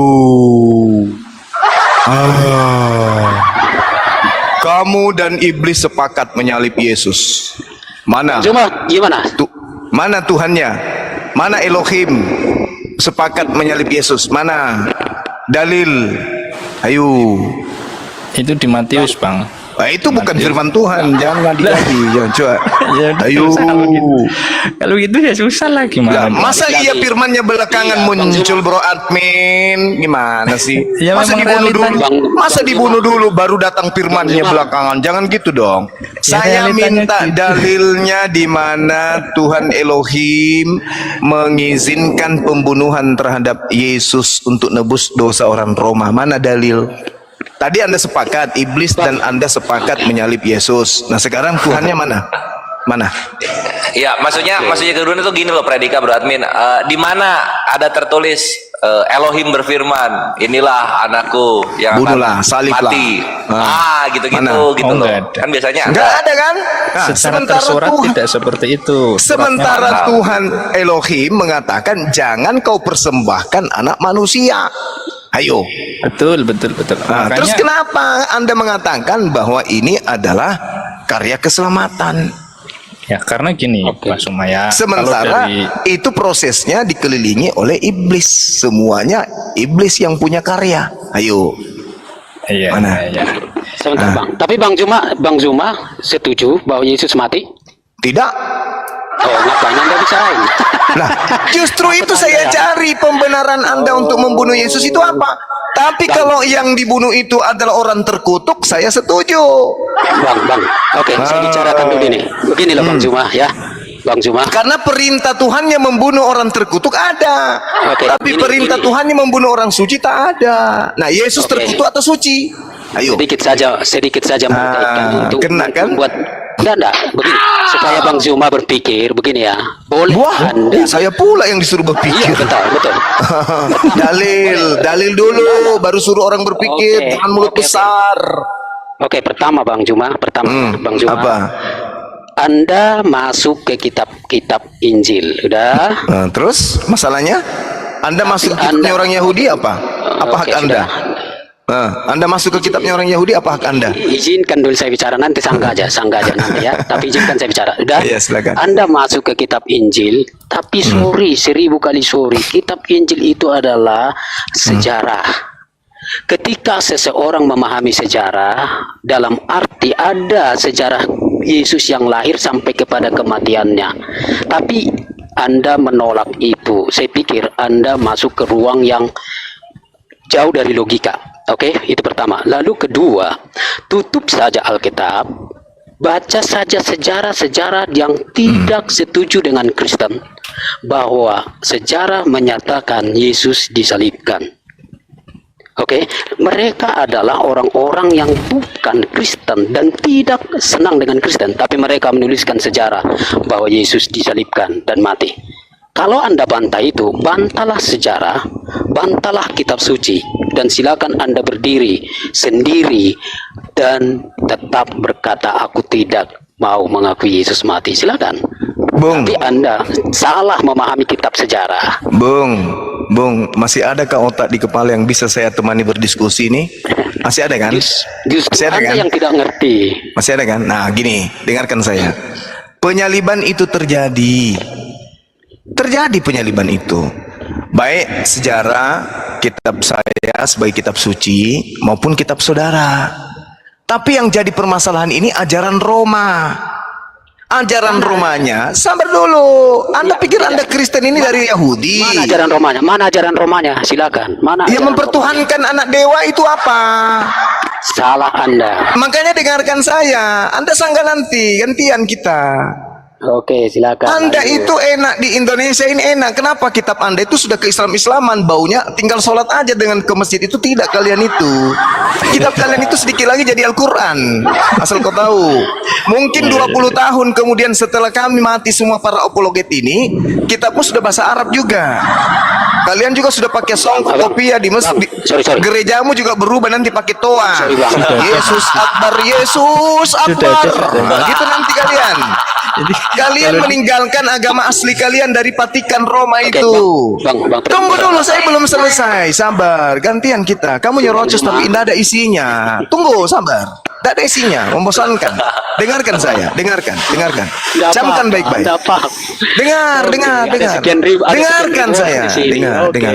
Penyaliban itu terjadi di tengah-tengah Yahudi. Oke. Al-Quran mengatakan oke. Bible juga mengatakan oke. Muncul penganut ajaran pagan, Roma Vatikan, menjadikan tragedi penyaliban itu sebagai simbol keselamatan dengan mendudukkan Yesus sebagai korban tebus dosa. Makanya saya minta dalilnya, tak ada. Oke, satu. Yang kedua, yang dibunuh di atas tiang salib itu adalah bukan utusan Tuhan, bukan rasul Tuhan, bukan orang suci, tapi orang terkutuk. Oke, kalau orang terkutuk, sabar dulu belum. Kalau orang terkutuk, berarti bukan Yesus anak Maria, tetapi yang terkutuk ini Yudas. Makanya saya minta dalilnya, Bung. Mana dalilnya? Firman Tuhannya, silakan bunuh orang suci untuk nebus dosa. Itu tak ada. Tapi kalau bunuhlah orang yang terkutuk karena dosanya, makan suap, dalilnya ada. Orang yang makan suap diperintahkan oleh Tuhan untuk dibunuh, ada dalilnya. Tapi kalau orang suci, orang benar, orang dikasihi dibunuh, tak ada dalilnya. Malah perintahnya jangan kau bunuh. Itu yang perlu Anda pahami. Maka duduk perkara sebenarnya adalah yang kalian sembah itu Yudas, bukan Yesus. Kenapa kalian pingin kali kemudian Yesus ini dibunuh? Kenapa? Ternyata kalian sepakat dan ikut keinginan setan. Anda sudah akui tadi kan, setan mau Yesus disalib, kemudian Anda mau Yesus disalib, tapi Tuhan Elohim tidak mau kemudian Yesus disalib. Maka apa yang terjadi ketika Anda dan setan teman Anda itu berkongkol membunuh Yesus? Tuhan Elohim menyelamatkan Yesus, yang dibunuh adalah Tuhan kalian Yudas. Itulah yang kalian sembah selama 2000 tahun. Sampai di sini paham? Oke, saya tanggapi. Paham? Oke. Ini giliran saya. Belum paham? Oke, udah diam saja biar saya tanggapin Anda. Pertama, Pasti mulut besar aja ini, nggak ada isinya, pasti dengar aja nanti. Udah, jangan tak. Dalilnya, saya kasih dalil. Keluaran 23 nomor 7, dengar dalilnya supaya saya tidak disebut asumsi. Dengarkan. Keluaran 23 nomor 7, jangan kau membunuh orang yang tidak bersalah, jangan kau bunuh orang yang benar. Satu. Kedua, 6 kekejian, bahkan 7 perkara yang dibenci oleh Tuhan, yaitu orang yang menumpahkan darah orang yang tidak bersalah. 2. Kemudian yang ketiga, Ulangan 21 nomor 22. Apabila ada orang yang melakukan dosa yang setara dengan hukuman mati, maka janganlah kau biarkan mayatnya semalam-malaman di atas tiang. Sebab orang yang dihukum terkutuk mati di atas tiang salib oleh Tuhan, jangan kau sentuhkan kakinya kepada tanah yang menjadi milik pusakamu. Oke? Ada 3 dalil, baru 3. Saya punya stok dalil banyak larangan Tuhan membunuh Yesus. Sekarang giliran kamu menjawab, tolong tunjukkan dalilnya Tuhan mengizinkan, memberikan perintah bunuhlah Yesus orang yang suci itu. Silakan. Oke, Bang Zuma, begini. Saya ngomong baik dulu di luar dari konteks pembicaraan kita. Begini.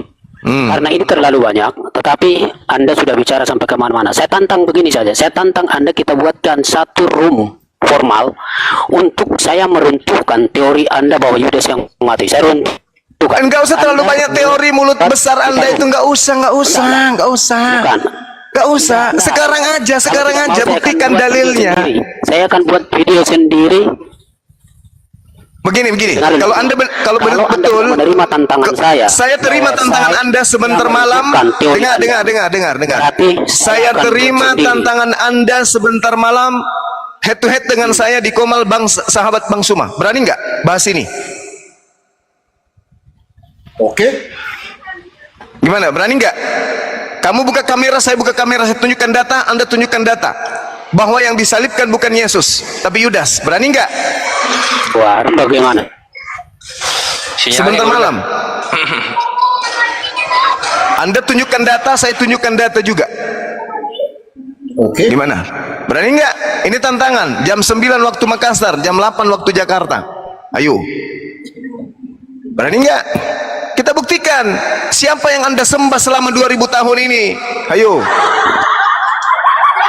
Malam saja, saya lagi di luar. Besok Oke, malam, besok Oke, malam. Nggak apa-apa. Oke, Besok malam baik. saya tantang Anda. Saya jawab tantangan Anda besok malam. Di sahabat Bang Suma datang di tempat saya jam 9 malam. Aku tunggu, kita buktikan siapa yang disalib, Yesus 7 malam, atau ya? Yudas. Oke. Oke. Baik. Lanjutkan yang lain. Di sini sudah mau mengeribi. Ingat ya. Jam PR 7 saudara, Oke, saya minta dalil, saya minta dalilnya, siapkan dalilnya di mana Tuhan menginginkan pembunuhan terhadap orang suci. Silakan. Jangan di Alkitab. Oke ya, Oke, Bang baik. Prade ya. Tapi saya ada ini ya. tadi Bang. Saya sebentar Bang Prade. Bang Prade. Tadi ada narasi Anda yang mengatakan membantah dalil apa tentang siapa yang teman ke saudara kita Kristen yang tadi datang satu itu, bahwa yang dilahirkan itu Tuhan. Itu Anda bantah, betul ya? Iya, jangan begitu kalimatnya, itu tidak lengkap, berbahaya. Iya. Ya, coba. Dan itu, Jadi menurut itu kan Anda, yang diinginkan oleh Bang. Iya. Sorry. Enggak, tadi Saya bukan Iya, tidak mau tadi kan jawab. Tadi kan saya sudah jawab. Tapi begini. Iya. Bolehlah satu kali saya ketemu dengan Anda, kita akan diskusi soal itu. Iya, ini cuma ini aja Bang, menyambung aja tadi karena saya agak penasaran juga karena menurut Abang yang tadi itu yang yang ada di kandung Maria itu adalah Tuhan, yang dilahirkan juga adalah Tuhan, tetapi Anda membantah itu kan, betul ya? Saya disebut Yesus, kan begitu kan? Yesus. Nah, menurut Anda Yesus itu Tuhan atau utusan Tuhan? Nah, Yesus itu Tuhan, pokoknya dia adalah pribadi logos. Oh, berarti yang dilahirkan Tuhan, betul? Kalimat itu berbahaya, makanya tidak cukup saya berbahaya? menjelaskan begitu. Enggak. Iya, coba. Karena justru itu yang Anda tunggu, seolah-olah Tuhan menjadi kecil, Bukan Tuhan menjadi saya, bayi, bukan Iya. saya, Pak. Saudara Anda Kristen tadi mengatakan yang dilahirkan itu adalah Tuhan. Tapi Anda menyangka bahwa yang dilahirkan itu Yesus. Maka timbul pertanyaan, yang dilahirkan ini Tuhan atau utusan Tuhan? Silakan. Dua-duanya. Nah, iki. Hei, lanjut. Ya gimana dong? Loh. Memang begitu sih. Oh, jadi yang dilahirkan Bunda Maria, Tuhan merangkap utusan Tuhan gitu? Ya dua lah, diakui dua. Kalau satu doang nggak lengkap tuh itu. Iya itu Mas Jadi Bro. yang salib itu juga dua-duanya ya. Dua-duanya. Dua-duanya. Satu doang nanti